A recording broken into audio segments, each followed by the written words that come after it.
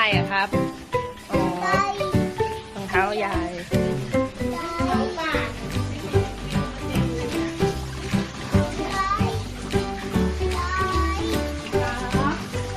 เขาบอกรองเท้าคุณยายรองเท้ายายให้แม่ใส่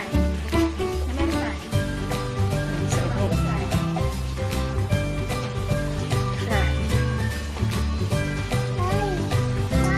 ใช่ยายให้เราใส่ก่อน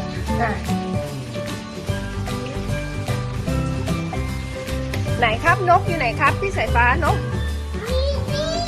ไหนโอ้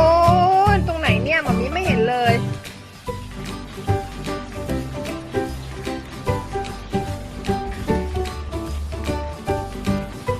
ไหนครับ ไม่ไปเล่นน้ำนะไม่ไปเล่นน้ำนะ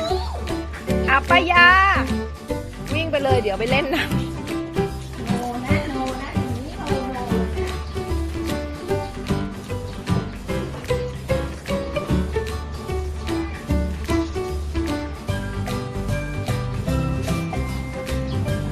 พี่สายฟ้า